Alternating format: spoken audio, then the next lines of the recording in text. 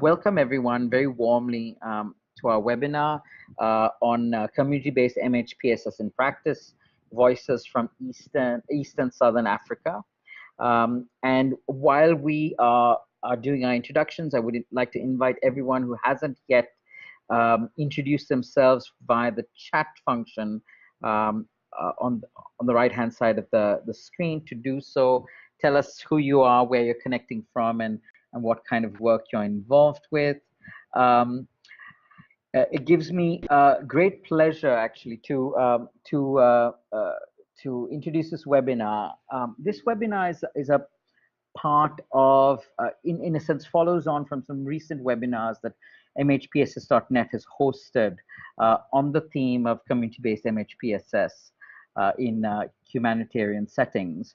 Some of you may have been present at the two webinars that we ran on the recently launched UNICEF Operational Guidelines, which provided a framework for engaging children, adolescents, caregivers, families, and other community support service providers at various levels. But this webinar now seeks to feature experiences of frontline professionals in East and Southern Africa in implementing community-based MHPSS, and perhaps to focus more specifically here on a community-based psychosocial approach to ending child marriage, and also approaches that have been used in Uganda to engage community members on links between mental health and post-conflict recovery. So we are hoping that our presenters today will be able to open up for us through their specific examples, a discussion on the processes of community engagement and systems strengthening and integration across different sectors, and perhaps to reflect a bit on how to tackle contextual or cultural challenges in working to achieve quality MHPSS programs and engage community members in the implementation and management of these. Which brings me to our presenters. Our first presenter is Jude Okeria, who works with TPO Uganda and has a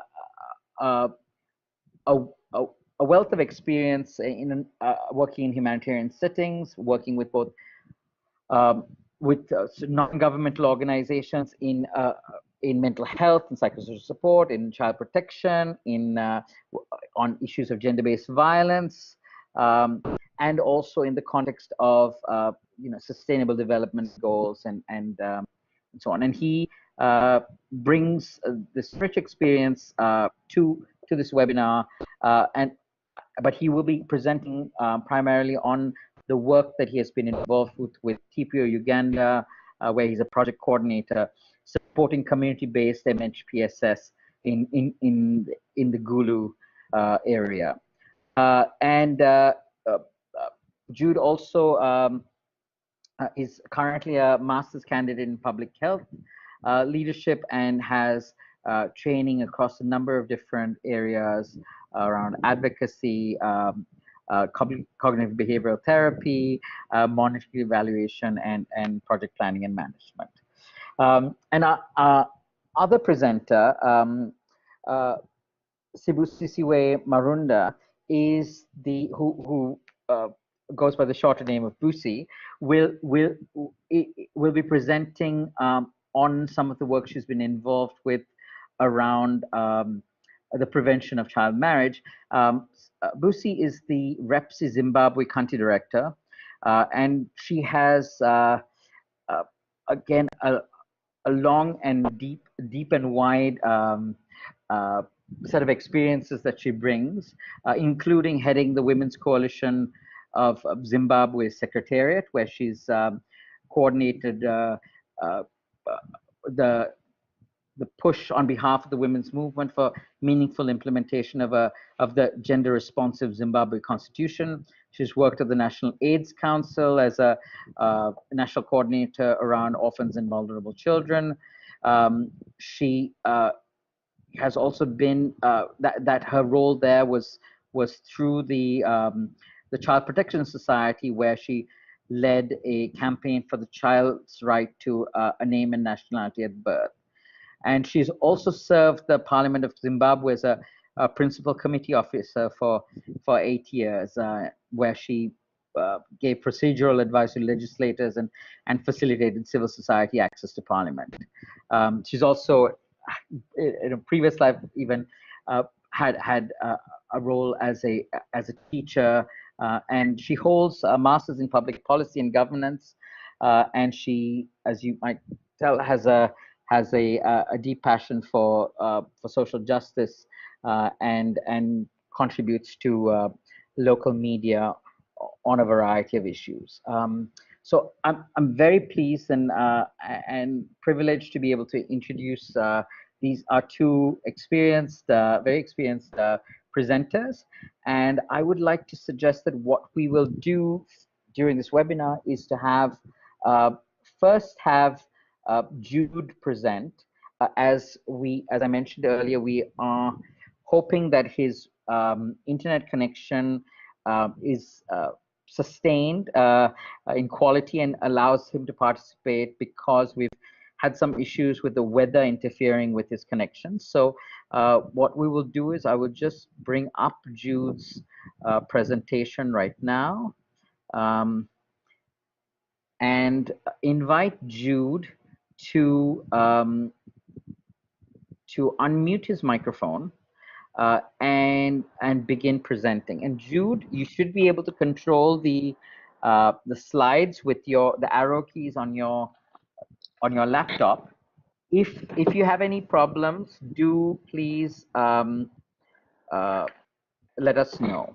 And everyone else, I hope you will bear with us in case we have any technical difficulties in hearing Jude. If the connection falls or is too weak, we will probably switch to Busi for her presentation and try and get Jude back. But until then, we will have Jude first, followed by Busi, followed by a Q&A session. What we would like you to invite you to do is to actually post some of your comments and questions whilst Jude and Busi are speaking to the chat, and we will pick those up. My colleagues Vanya and Hanata from MHPSS.net are present, and they will be picking those up in order to have the presentation. Hello everyone. Thank you very much, Ananda. Come here. The floor is yours, Jude.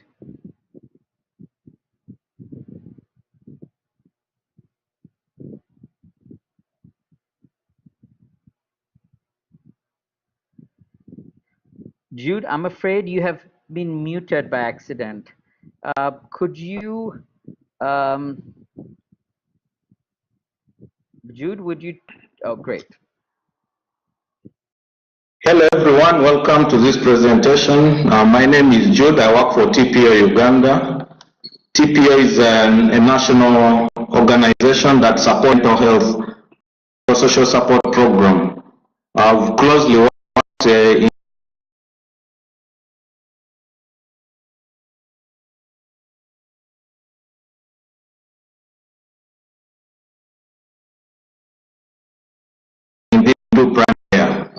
Our vision is a society where communities enjoy mental health and socioeconomic well-being. Why community-based mental health support? In Uganda, we've realized that there is a lot of inadequate mental professionals. Most of the professionals that support and facilitate and make mental health and social support are few.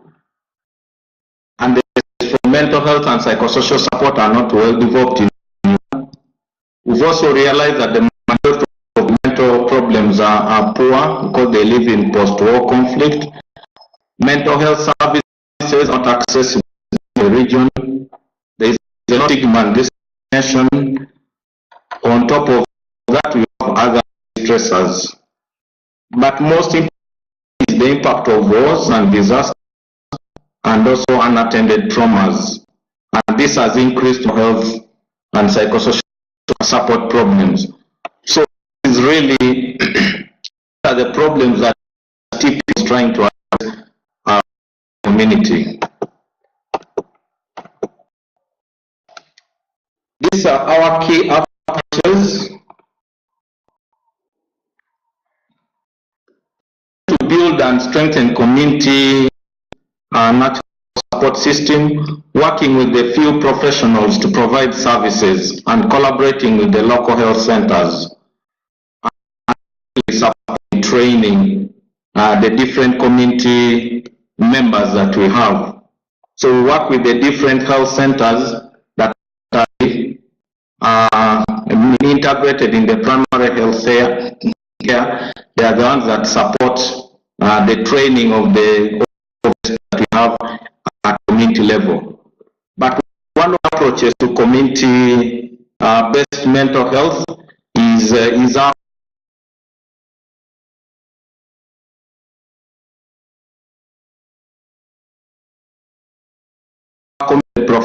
who've identified the different categories within community, and this includes the village, religious.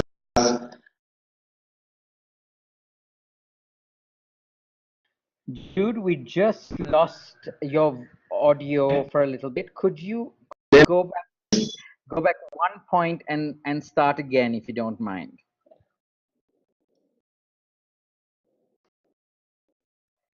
Community support structure. In the community-based approaches, hello, Ananda. Yes, in this slide, we just lost the last, 10 seconds of what you were saying. So if you don't mind, just from the second bullet point. So one of the key approaches the project uses, that TPO uses, is to identify the different support structures. We call it a community support structure model because of the limited professionals within the country. So we've adopted an approach to engage with the different community support structures. For example, the health teams, the religious, the clan leaders, women leaders. Train them, we use the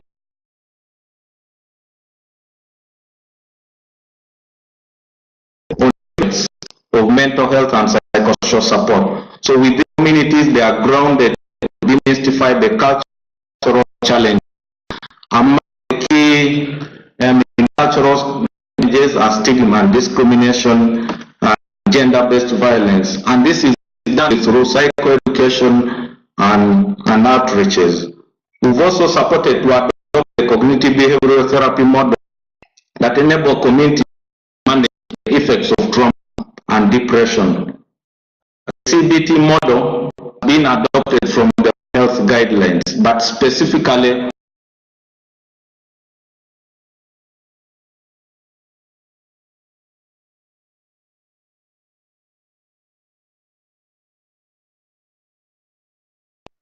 Jude, we lost you again, I believe. Jude, we last we heard you, you were saying, well, actually, I think we have lost Jude altogether. we also have the patient support. Sorry? Jude, I think we lost you from the previous slide where you were saying when you were describing the adopted CBT model, and you said specifically, and after that we didn't hear you after that. Would you mind going back to that? I'm sorry, but it would be really valuable to hear everything you have to say. The connection is cutting out from time to time. Looking at the community context, the different community support structures are trained on the CBT model, and then they engage communities within groups within the communities and effects of and depression.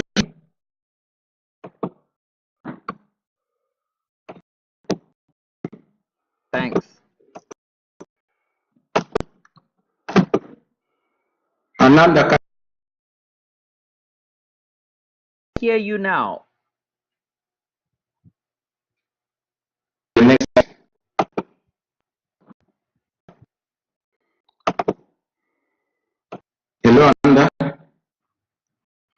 Jude, we can hear you occasionally.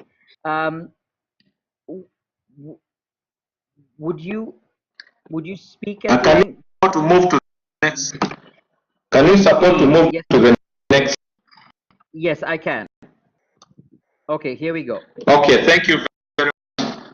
One of the models that we developed in support model, it brings a group of caregivers and persons with mental health problems. And the patient support model brings families who have problems, who have mental health problems, address issues within the community. For example, if a family has a person with a mental health problem, the community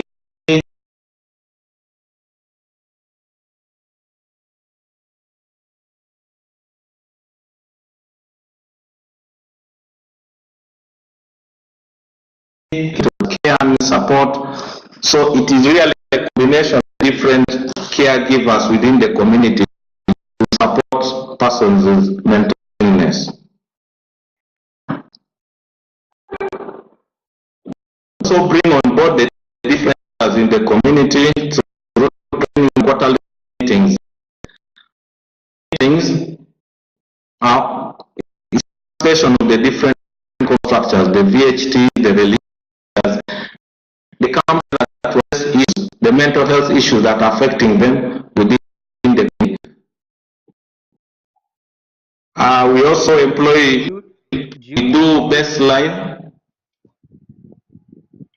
Jude, sorry to interrupt you. I just realized that the sound is cutting out a little bit more than before.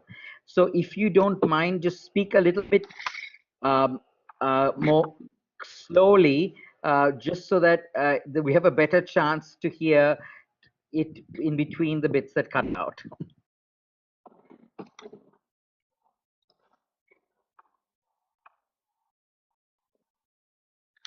Yes, Ananda, can you hear me? We can. Thank you very much. So thank you very much. I'm sorry for the interruption of the network. As earlier on discussed, I said the TPO Uganda has adopted the CB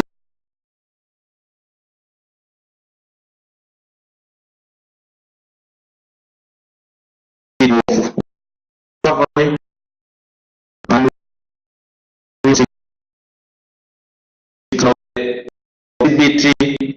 We also engage the community members who have through directly on VSLA. Hello, Ananda, am I on? You are on. Could you tell us what a VSLA is? These are village loan associations. The clients are taken through a 10 structured session, and after recovery, we engage them directly on VSLA, Village Savings and Loan Association. Engaging the communities on VSLA, they're able to continue interacting within their sessions to support one another after the sessions. The CBT helps to cement the synergy and translate during the VSLA, and that's why we adopt the VSLA within the community, within the support structures. We also do community psychoeducation, and then we support psychosocial clinical outreach.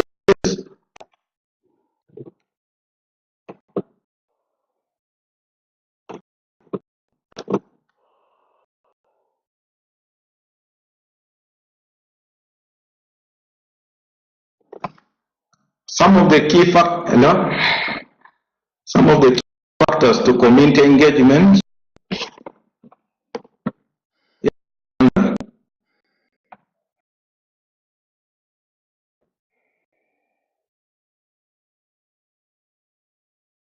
Jude, we have lost you a little bit again. Would you mind starting from you said some of the key factors to community engagement, and then I think we lost your audio then. Would you mind starting again from there? Thank you. The key factors to community engagement is the recognition of the communities themselves have come to acknowledge and recognize mental health and mental problems key in the community. And then we use and promote support and clinical interventions for personal illness, supporting the family to play an important role in terms of treatment, the care and support with mental illness. The structure help to identify the different cultural norms and beliefs and practices. For example, stigma discrimination is one of the practices that are ongoing, including witchcraft. So the community tries to demystify these practices through awareness, through psychoeducation, and directly home visits. Caregivers within the community, we know that they have an equal burden of care, and they are often victims of societal prejudices. That is why the of community members to support people with mental problems is very, very important. So to address the issue within themselves. So it is a set approach. Communities themselves, community leaders, and the support network that have been identified within the community to manage those problems. Community resilience and community assets and capacities, we've also identified that within the community they support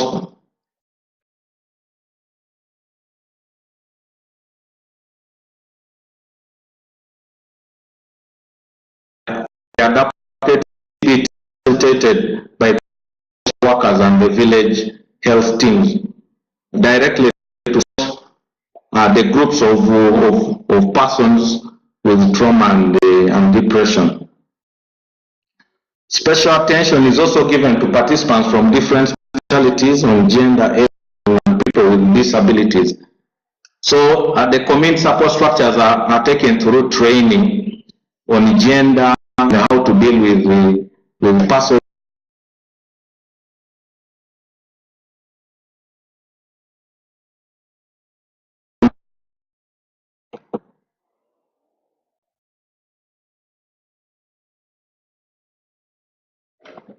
What are some of the key learnings from the different approaches? We realize that through outreaches, a network of individuals with information to appreciate psychological rehabilitation. So a network of the community support structures themselves within the community are able to demystify stigma and discrimination within the community themselves. And then we've also realized that there is strengthened systems to address relapse, stigma, and ensure timeliness. The structure that we've trained are able to follow people who are in groups to monitor, they refer cases for special attention. However, directly the support network themselves are the ones that direct cases, they refer the psychoeducation within the families who that have mental problems. We've also learned that integrating support through CBTT, cognitive behavioral therapy, is very, very important because it sustains the gains from CBT groups to prevent relapse and it group together. In fact, one of the key outcomes outcomes of the group is that even after the group is kept together, they're able to discuss issues among themselves.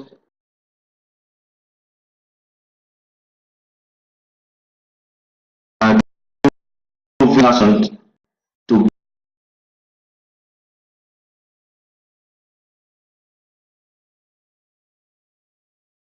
get.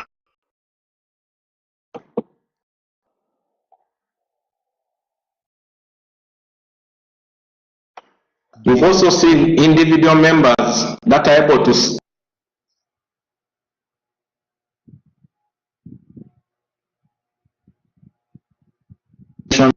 to do the approaches through the community support structures.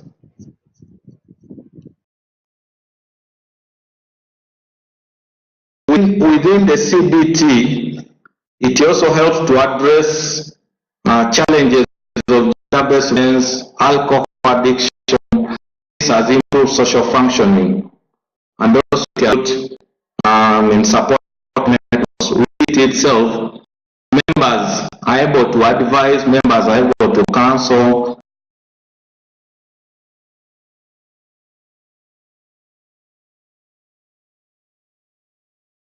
Of addiction.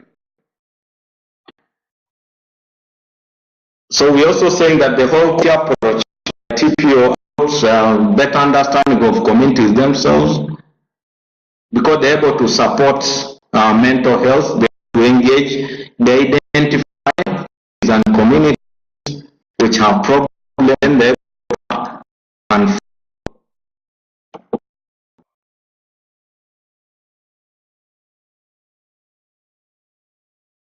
this helps capacity strengthening is affecting continued health transfers, which also calls for continuous training.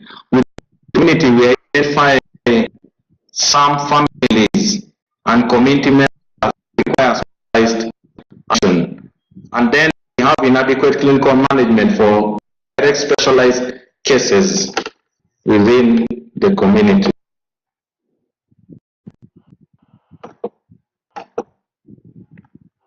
Any movement? These are some of the recommendations.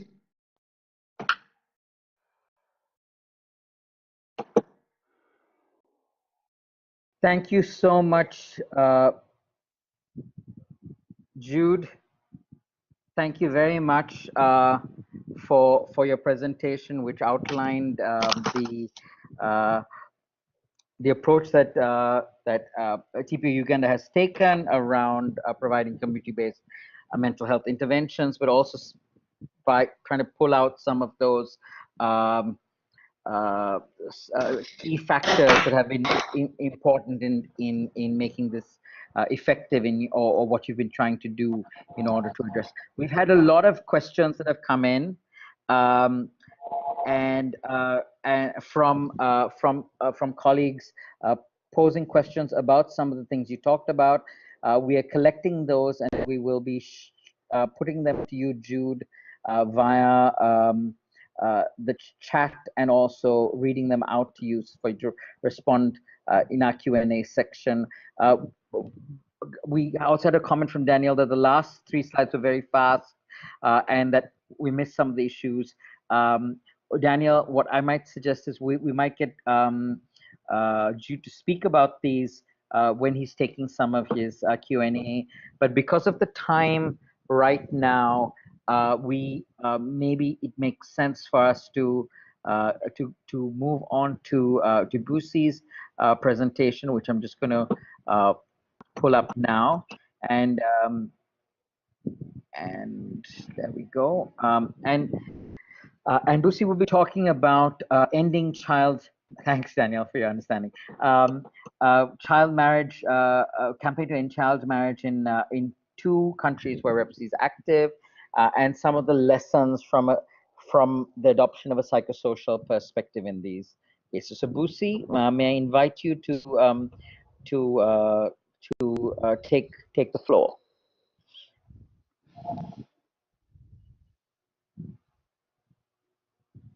Okay, thank you, Ananda.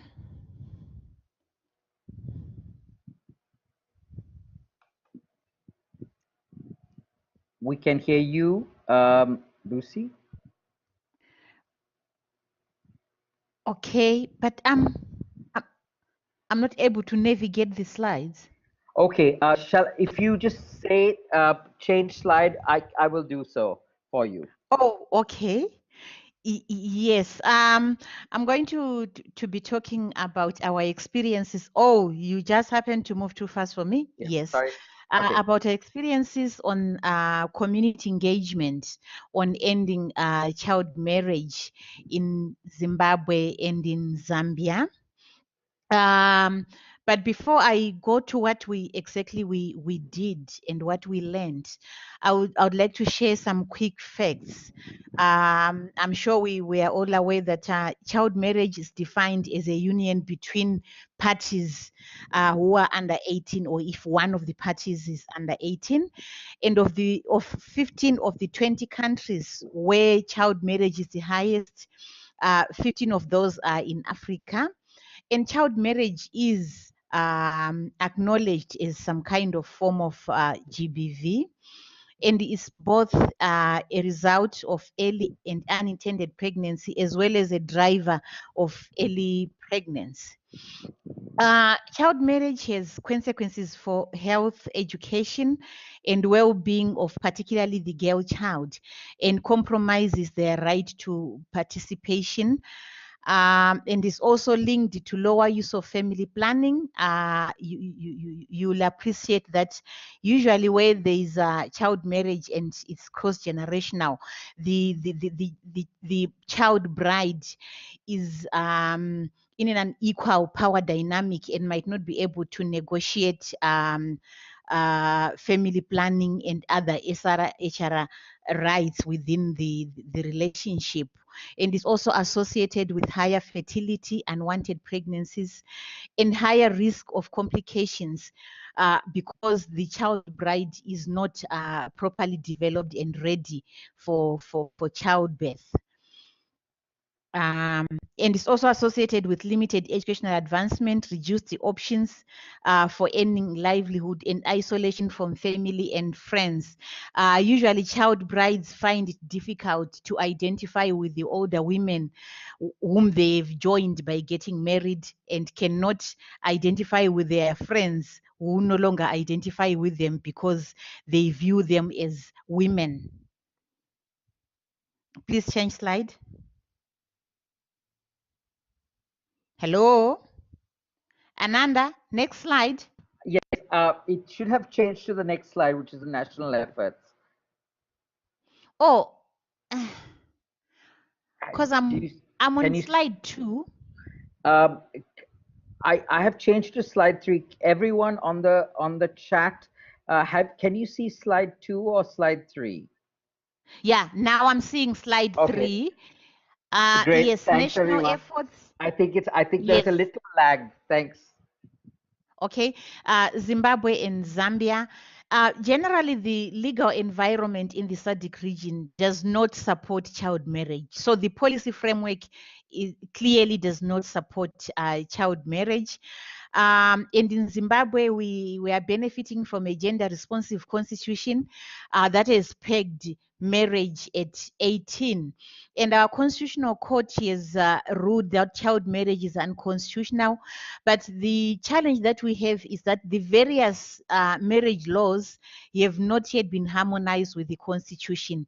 In Zim, we have 2 laws that govern our marriage. We have the customary law marriage that was meant for Africans during colonial days, and then we have the modern marriage law. So the 2 have not been harmonized with the constitution, and the customary marriage still allows marriage between people who are under 18. And then the Zambian government has put in place measures to curb early or forced marriage in the National Plan of Action for Children and in the National Strategy for Ending Child Marriage, and the multi-sectoral interventions to end child marriage led by the Office of the President. And CSOs continue to support the 2 governments in campaigns on ending child marriage. despite all these efforts, one would want to ask what then is the problem, because children then continue to be married despite the fact that it has been declared illegal in the two countries. And as REPSSI, what we then observed is that just outlawing child marriage is not enough to achieve change, is not enough to motivate communities to change. They need a motivation to change. And we also realize that men and older women still remain opinion and practice leaders in most families, and their involvement is critical for ending child marriage.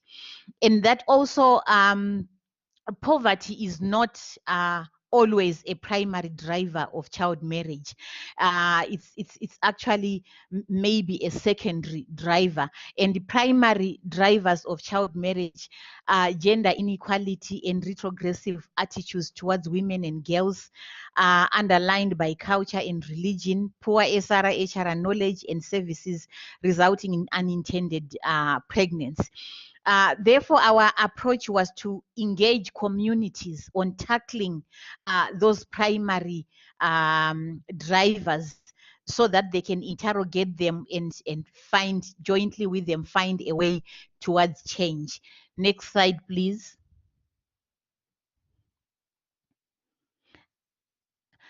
Our approaches involved engaging religious leaders and traditional leaders and other influential leaders at community level, that is men and women, to change their beliefs, their norms, and their practices.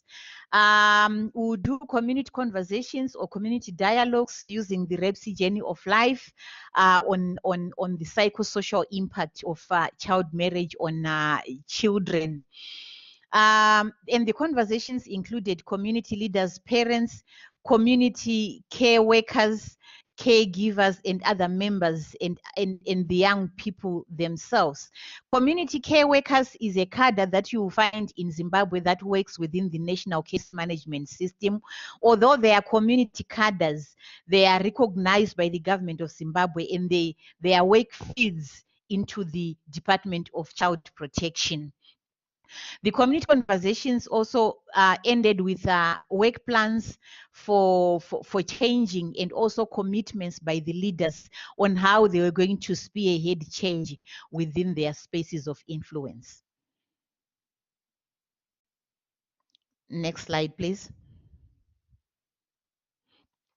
You see those pictures are from Zambia, and in those conversations, Zambia reached 4 chiefdoms, over 120 headmen and women, to encourage them and support them to challenge and review practices, and also support community structures. Next slide. And then in Zimbabwe, those are the pictures from Zimbabwe where we're working with the apostolic churches.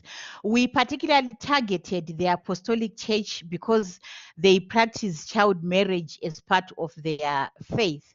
And we had community dialogues with the church congregants, the young people, and the leadership. And we also deliberately targeted community child care workers, and these have continued with community education and raising alarm where necessary.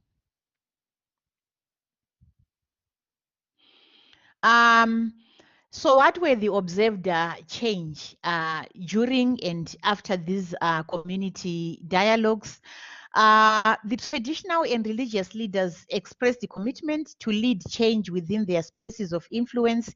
E.g., in Zambia, there was a female chief who actually rescued a 15-year-old great-grandchild who had been married off because she had fallen pregnant.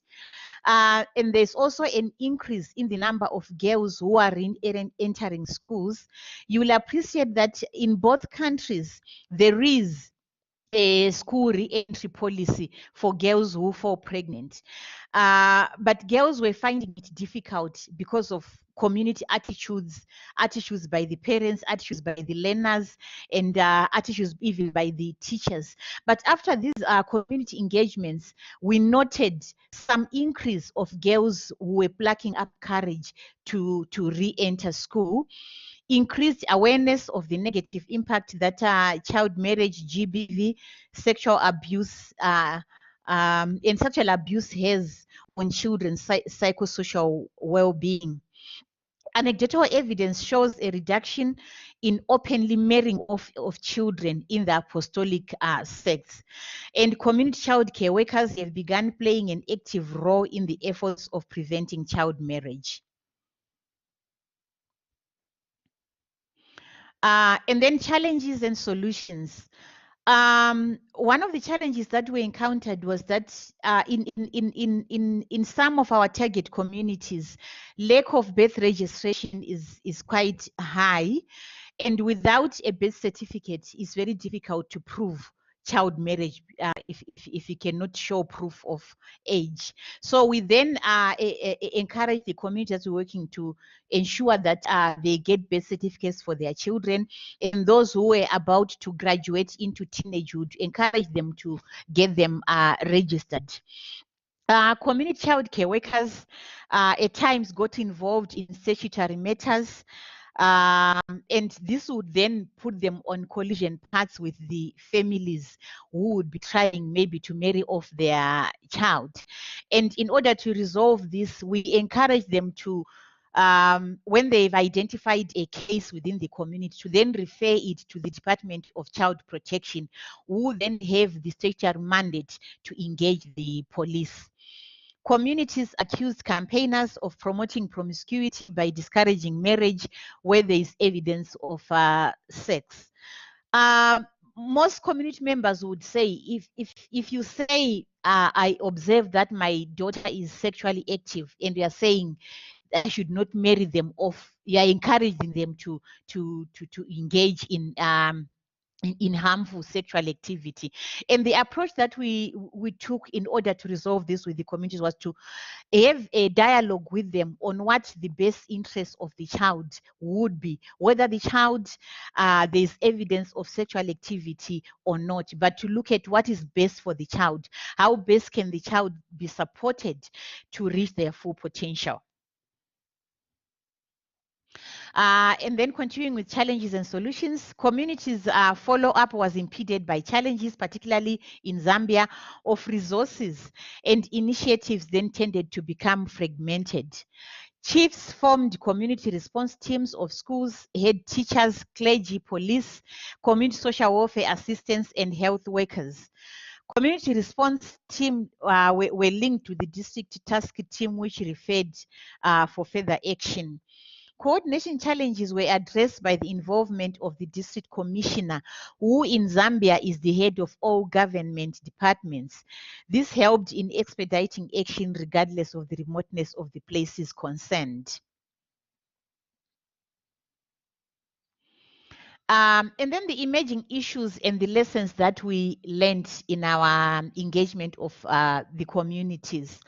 We learned that involvement of the district administrative office galvanizes all government and NGOs in the district around a given agenda, and ensuring that traditional leaders and other local power holders take the lead ensures a change and compliance, particularly in Zambia, where the traditional leaders wield some kind of significant power.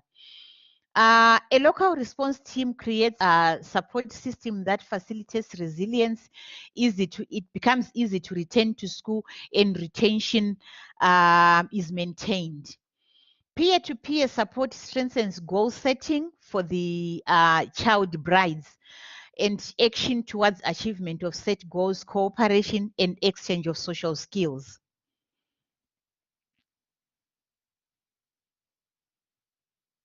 Next slide, please.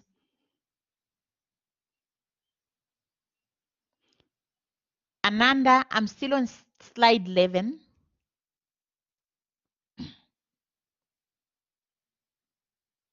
Hello? Hi, Lucy, sorry. I got disconnected. I'm still on slide 11. I'm Sorry? trying to move to the next one. Okay. Just 1 second. Okay. Hinata, would you mind moving the slide for me? I seem to have the same problem you had, Busi.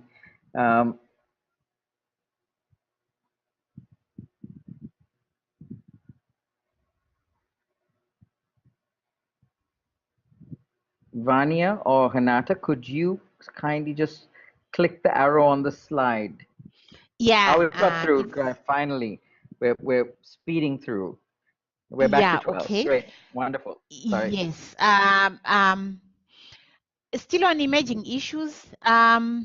What we also realized as one of the emerging issues is that communities need viable alternatives for their girls. That is functional schools with at least basic supplies for effective learning. When you say to communities, don't marry off your daughters, keep them in school. When they go to the schools, they need to find that there is real learning, there is adequate books, and the teachers are serious for them to be able to realize that maybe my daughter can grow up and realize their full potential. And that political will must be demonstrated in budgets that seek to empower communities economically.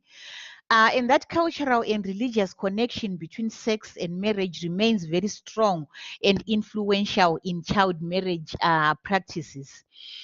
And that also there is need in campaigns to end child marriages to support child brides with, for example, income earning opportunities, access to health and contraception, and also to support them to be part of a social network. Community child care workers are critical in case follow-up and as agents for raising alarm at the first sign of danger. And then we get to the recommendations. Informed by the lessons learned and the emerging issues that I've just shared, what we are recommending is that SRA-HR conversations need to tackle the tension between empowerment and protection. We encourage parents to protect their children, and parents say we want to protect our children, particularly from sexual activity. But when you look at HIV programming approaches, you also want to empower your 16-year-old to be informed about HIV, about how to protect themselves. And communities then see a conflict. So whatever conversations that are to be done within communities should also seek to tackle and interrogate issues of how we can empower our teenagers and then also protect them as children. Community dialogues work better at motivating communities to change behavior rather than threats of arrest. Responsive interventions informed by an appreciative inquiry of sex and sexuality within given cultures have enhanced the chances of success. What we learned was that when you approach communities, it's very important to start by appreciating what they are doing well in terms of child protection as communities, and then move on, work with them to what maybe it would be desirable to change. One of the best ways of protecting children is persuading them to be in school, but we recommend that the schools must be safe and provide real life changing opportunities and work with schools to promote a receptive, stigma-free environment for re-entry by former child brides. And we're also recommending that child marriage cases have to be managed within the national case management system, where you have such systems to prevent loss to follow up and promote multi-sectoral health, education, and other service provision. And then finally, that community child care workers need capacity enhancement to sustain campaigns within their communities. I thank you. But before I exit, I would like to thank the REPSSI team who supported me in putting together this presentation. I would like to thank Lynette, Kelvin, and the ZAMBIA team, Brighton, our head of advocacy, Clever, one of our officers, and Tabeth, one of our officers who was on the ground, and the Zimbabwe team. I thank you. Thank you so much, Busi, and thank you for pointing out that so much of this work is also all about teamwork and that there are many people behind each of the projects being and initiatives being presented on here. Thank you to both you and to Jude for presenting some very kind of interesting and question-provoking bits of work. I'm afraid that we have a small challenge with the fact with Jude's connection, because Jude has lost his connection and is unable to connect to us.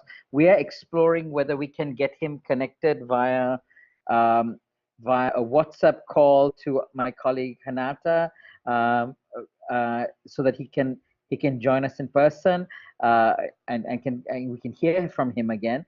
But until we do that, perhaps I will put some of the questions that have come up for you, Lucy, to you, so that you can respond while we try to get Jude connected. So Betty Akello asked the question. She says, you made mention that your approach with the leaders and chiefs looked at the impacts of psychosocial support on of child the psychosocial impacts of child marriage on children. She said, I'm sure there are many health impacts from health, education, etc. Indeed, you mentioned some of these. Why do you focus on or choose only the psychosocial effects to focus on in your programming? Maybe firstly the obvious answer to the first obvious answer to that is that because we're an organization that believes that when you approach issues from a psychosocial well-being point of view, you get enhanced outcomes in whatever you are trying to do. So when we approach communities and talk about the psychosocial effects of child marriage on children, it's an entry point, and we work towards how the communities can then use psychosocial support approaches to engage one another on preventing child marriage, and also to support those children who are already in marriage. Thank you very much, Lucy. We also have a question from Marquez Pinto, who asked, what are the private and public sector challenges and solutions? Is there a conflict between them? I think this is sorry, Ananda, come again. So the question is, what are the private and public sector challenges and solutions? I think in terms of the state and non-governmental or non-state actors trying to engage on this issue. Is there a conflict between them? Well, the first point of convergence between NGO sector and the state is that they seem on paper to be agreed that child marriage is not desirable. And maybe the conflict comes where civil society is saying, quickly change, quickly harmonize the laws, and then maybe the state tends to be taking their time, citing issues of resources and so on. And also another point of conflict that we also observed was that while, for example, in Zimbabwe we have a school re-entry policy, it's also impeded by the fact that it's not really actively and aggressively promoted by government. Maybe for obvious reasons, because they don't want to appear like they're encouraging girls to get pregnant, knowing they can go back to school. But otherwise, there is a major point of convergence to say child marriage is undesirable. It affects children negatively, and also it doesn't support development within our communities. And the two that I mentioned would be the points of divergence. Thank you very much. Carmen asks, can you comment a bit more on the peer-to-peer approach? How does that happen? Are peer supporters trained, or is it more informal support? Yes, they then train they get trained. REPSSI is a tool that we use for young people, the hero book. So we then train them in the hero book on how they can work with their peers to support them to be more focused and to deal with the private challenges that they will be facing. Thank you. There was also a question from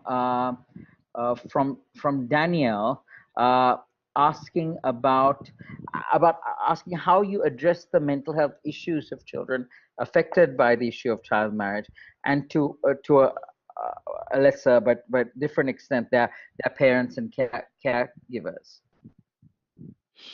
In our work, we not only targeted community child care workers is in the campaigns, but we also trained them in how to work with children and families using psychosocial support approaches. And they are the ones who are then mandated to work directly with children within the communities. So they then support them to achieve resilience, to cope and overcome mental health issues that come with being in a marriage when you're a child. Thank you. And Sam has a question. Says, thanks, Busi. Have you documented some good traditional practices that reinforce efforts to addressing child marriage that could be shared? Not yet, but that's a very good idea. It certainly is. Thank you. Yeah, I just need to let everyone know that we have been trying to connect with Jude via WhatsApp to see if we could get him on board. But the fundamental problem is that the connection where he is not good enough because of the weather conditions to support access. So what we would like to propose is that we will take your questions to him and perhaps get him to post the responses, or perhaps even we could record some of his responses so that he gets to speak in his own voice, and you get to hear his answers in his own voice.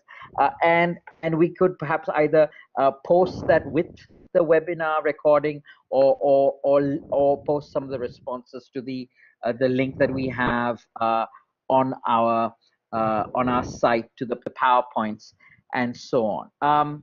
I would like to maybe put two more questions to Busi before we wrap up for the day, because we're coming up to the time limit for this webinar. We're really grateful to all of you for having staying with us. We have another question from Daniel about the response in terms of responding to situations where girls have been married young. Ask, where are child brides taken to? Is there some safe house, or are they left within the community? How do you ensure that they do not get thrown back into marriage? That question would not have a very straight one answer, because when you engage communities and then you then come across children who are married, some of them choose not to leave the marriage. Because remember, child marriage is not always cross-generational. Some of it is between children, some of it is between maybe a young man and a child bride. So the approach is not about statutorily rescuing the child bride, but is to give information and support them in choices that they would have made, but to ensure that should they want to leave the marriage, the community child care workers are there to give them statutory support, and those who choose to stay in the marriages to then get health workers to support them on getting SRA, HRA information and so on. Thank you, Lucy. The last question actually picks up on the question of SR, HR issues and support for children. She asks how Betty Akelo asks, how do you deal with SR, HR issues in relation to children? Do you have friendly spaces for them to access services? what are the means you use to engage with them better? Yes, we actually, like REPSSI Zimbabwe had a twin project that we were doing on SRA HRA conversations. We actually have a tool that we call My Space, where young people get into an actual physical and psychological space that is safe, and they can ask any question, they can share any information about SRA HRA issues that they are concerned about.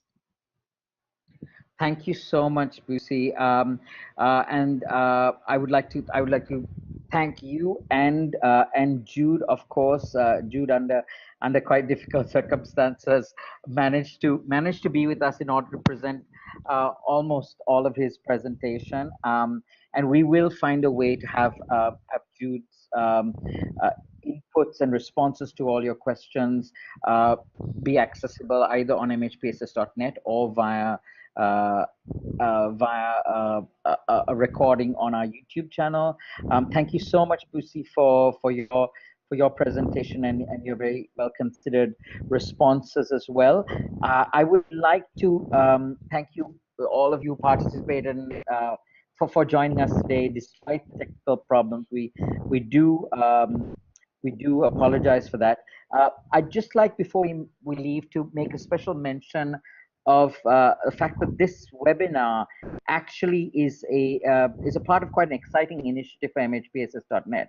It's a part of a recent collaboration that we've launched with REPSSI, the regional psychosocial initiative, which encompasses some of the work that we're doing together with other organizations and actors in the region to try and stimulate a community of practice that focuses especially on East and Southern Africa.